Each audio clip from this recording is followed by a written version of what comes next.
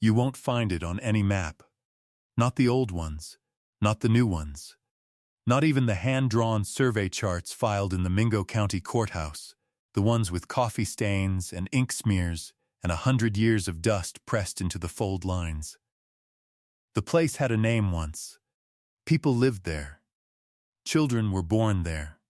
Men died there, in ways the company never wanted anyone to write down, and then it was gone. Not abandoned, not forgotten. Erased. This is the story of Blackwell Hollow, West Virginia. A coal camp that existed for 11 months in 1913, housed over 200 men, women, and children, and was removed from every official record before the first snow of 1914 had melted. No one was ever charged. No one was ever asked. And for a long time, no one even knew to look. You have to understand what a coal camp was before you can understand what happened here. A coal camp wasn't a town. It wasn't a community in any sense you'd recognize. It was a machine. The company owned the land. The company owned the houses, if you could call them that. Single-room wood frames, gaps in the walls wide enough to push your hand through. Floors so thin you could feel the cold earth beneath them in January. 2 families to a structure was common. 3 wasn't unheard of. The company owned the store. The only store. Where you spent the scrip, fake money, they paid you in. Money that had no value anywhere outside the camp's borders. If you wanted to buy something from the outside world, you had to find someone willing to exchange scrip for real dollars, and the rate was never in your favor. The company owned the doctor when there was one. The company owned the school when there was one. The company owned the church when there was one. The company owned you. That was the design. Blackwell Hollow was no different. It was cut into the hollow between 2 ridges in the spring of 1913 by the Raleigh-Kanawha Mining Consortium, a company with corporate offices in Philadelphia that none of the men who worked its seams would ever see the inside of. The men who built the camp came first, mostly black laborers from Alabama and Georgia, recruited with promises of wages and transported north in sealed train cars, the windows painted over. They weren't told where they were going. Several of them would later say they didn't know they were in West Virginia until weeks after they arrived. Then came the miners. Immigrants, mostly. Hungarian, Italian, Polish. Men who spoke little English and were told even less. Men who had been told the work was steady and the pay was fair. The pay was not fair. The work was not steady. And within 3 months of the first shift going down into the earth, something had gone very wrong. The mine at Blackwell Hollow was called the No. 7 shaft. There was no. 1 through No. 6. That wasn't unusual. Companies often gave their mines arbitrary numbers. It was a bookkeeping choice, not a geographic one. But the men who worked No.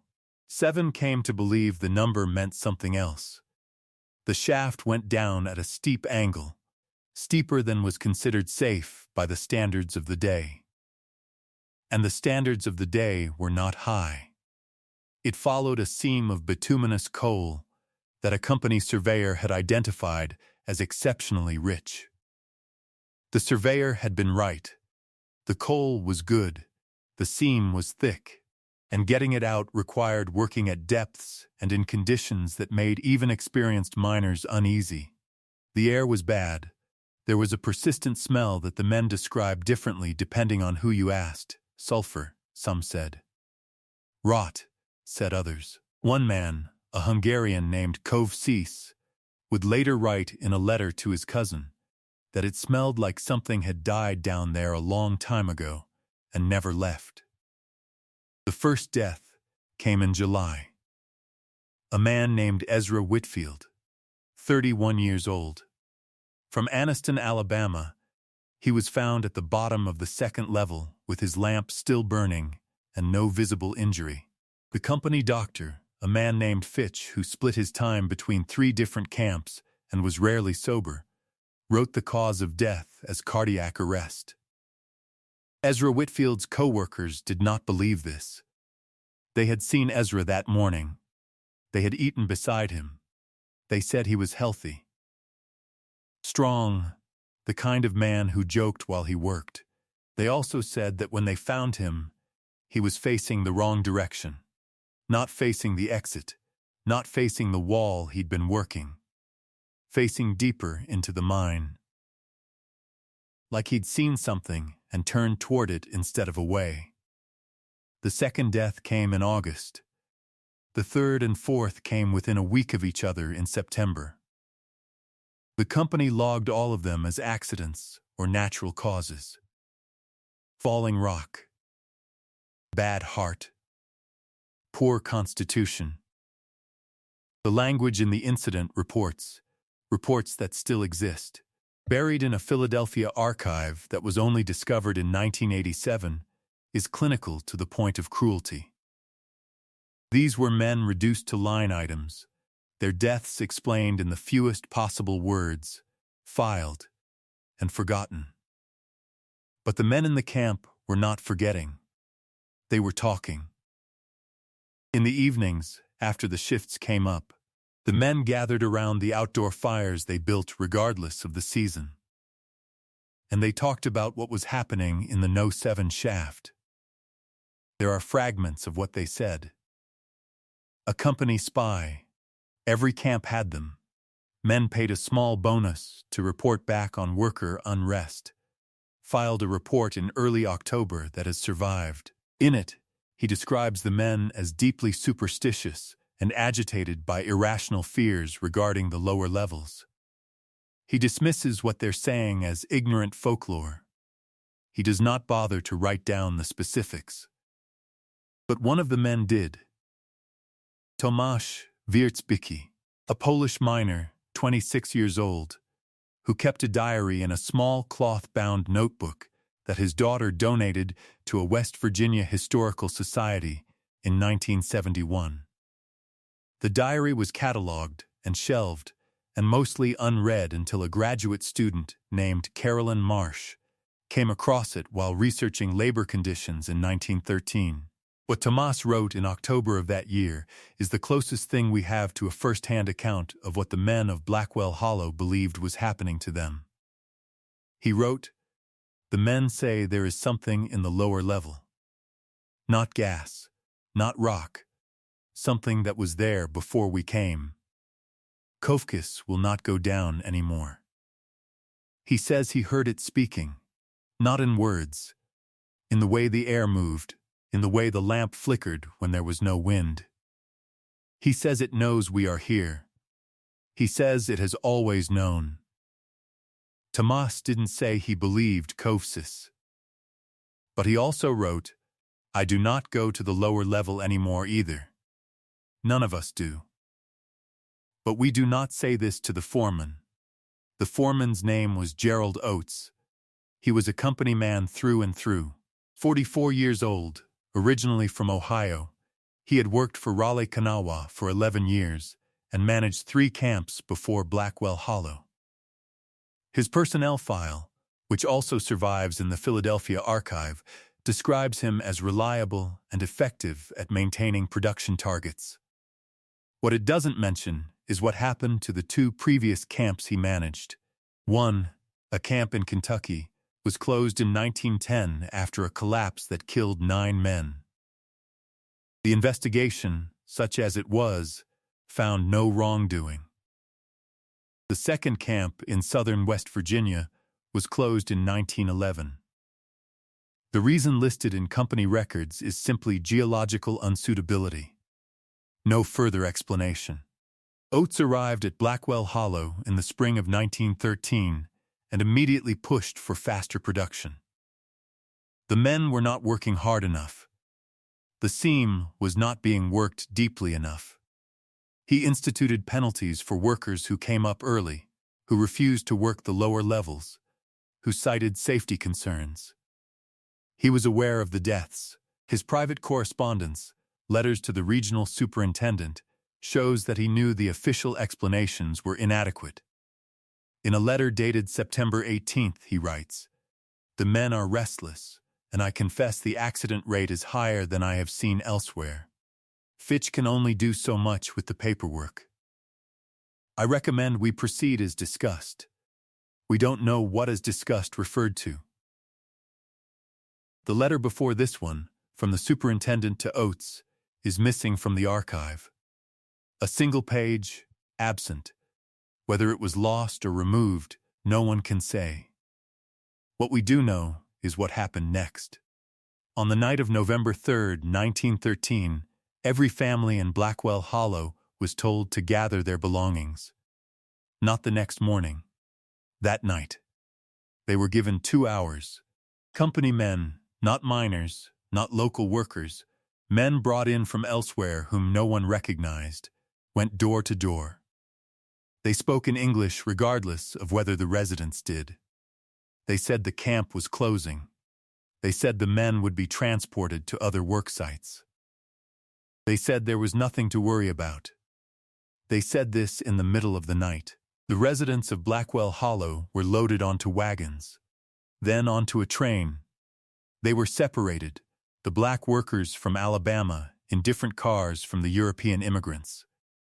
The train left before dawn. It did not take them to other work sites. The European workers were left at a depot in Charleston with $2 each and told to find their own way. Most of them scattered. Several made their way back to their home countries. A few stayed in West Virginia and found work in other camps. What happened to the workers from Alabama is less clear. There are no records of their arrival anywhere. No employment records at other Raleigh-Kanawha sites. No mentions in Charleston depot logs. No letters home. 212 people, men, women, and children, loaded onto train cars in the middle of the night. And then, as far as official records are concerned, they simply ceased to exist. The camp itself was dismantled within a month. The buildings were torn down. The company store was burned. The No. 7 shaft was collapsed and filled. Not closed, not sealed. Filled, a surveying crew came through in December, and the maps were updated. Blackwell Hollow still appeared as a geographic feature. It was, after all, a real physical place. But the camp was gone from every document. The name Blackwell Hollow Mining Camp does not appear in any county record, any state labor report, or any company public filing. It had been, for all official purposes, erased. This is not normal, even by the standards of 1913. Coal camps closed all the time. It happened constantly. When a seam ran out or a company folded, workers were displaced and structures were torn down and the land reverted. But there were always records, employment rolls, safety filings, payment ledgers. There was nothing for Blackwell Hollow. Someone had been very deliberate about that. Carolyn Marsh, the graduate student who found Thomas's diary, spent 4 years trying to piece together what had happened. She found the Philadelphia Archive in 1989. She found the incident reports. She found Gerald Oates's letters. She found the gap where the superintendent's response should have been. She submitted her findings to 3 academic journals. 2 rejected the piece without explanation. The third published a short version of it in 1992 in a journal with a small circulation under the title Labor Erasure and Corporate Accountability in Early 20th Century Appalachian Mining Operations. It was not widely read. Marsh continued her research. In 1994, she located 2 elderly men in Alabama whose grandfathers had worked at Blackwell Hollow. Their families had carried the story down through generations, fragments of it, the pieces that survived. What they knew matched what she had found: the late-night evacuation, the train, the separation, the silence afterward. One of them told her something she hadn't found in any document. He said his grandfather had told him that on the night they were loaded onto the wagons, some of the men had refused to leave. Not because they didn't want to go, because they said they couldn't. He said his grandfather described seeing 3 or 4 men standing at the entrance to the No. 7 shaft in the dark, facing into it. Not moving. Not responding when called. He said the company men had to physically pull them away. He said his grandfather never found out what happened to those men afterward. He said they weren't on the train. The No. 7 shaft is still there. Or rather, what remains of it is. The fill settled over the decades, and at some point in the 1950s a portion of the surface above the upper level collapsed inward, leaving a depression in the earth about 15 feet across. Local people knew it was there. They stayed away from it. In 1997, a man named Dale Ferris, a retired miner who had grown up near the hollow, went to look at it. He'd heard Marsh's research had been written up in a newspaper article, a small piece in the Charleston Gazette. He was curious. He told people afterward that he'd walked to the edge of the depression and looked down. He said the depression was deeper than he'd expected, much deeper. He said there was a smell coming up from it. He said he recognized it. He said it was the same smell old miners described when they talked about the bad shafts. The ones that stayed with you. He left. He didn't go back. He told his daughter that when he was standing at the edge. He had the very distinct feeling that something below the surface was aware of him. Not that something was down there, that something had always been down there. And that it had been waiting, with the particular patience of things that exist in the dark, for someone to come close enough to listen. He said he hadn't waited to find out what it wanted to say. Blackwell Hollow is still there. The depression is still there. The 212 people who were loaded onto those wagons in the middle of the night in November 1913, most of them are still unaccounted for in any official record. Their names are not on any memorial. The company that erased them dissolved in 1931. Its officers retired comfortably. The superintendents and foremen who signed the paperwork and made the decisions lived out their lives without consequence. Gerald Oates died in 1934 in Columbus, Ohio. His obituary mentions 30 years in the mining industry.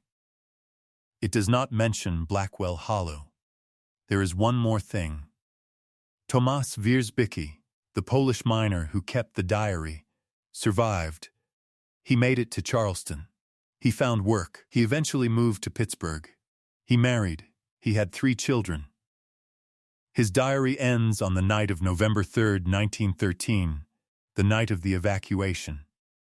The last entry is very short. He wrote, "We are leaving. I do not know where they are taking us. I looked back at the shaft before they put us on the wagons. The entrance was dark.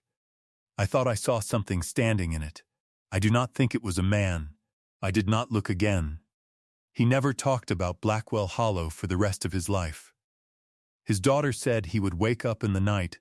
Sometimes, she said he would sit up in bed and stay very still, like he was listening for something he hoped he wouldn't hear. She said he never told her what it was. He didn't have to. Some things don't need to be named to follow you home. If you've made it this far, thank you for staying. The story of Blackwell Hollow is based on documented fragments, labor erasure practices that were real and common in Appalachian coal camps during this period. The survival of private diaries and corporate archives that researchers have slowly pieced together. And the particular silence that surrounds places where companies decided that certain lives simply didn't need to be recorded. The details of what the miners believed they found in the No. 7 shaft, that part belongs to the dark, where it has always been. Sleep well.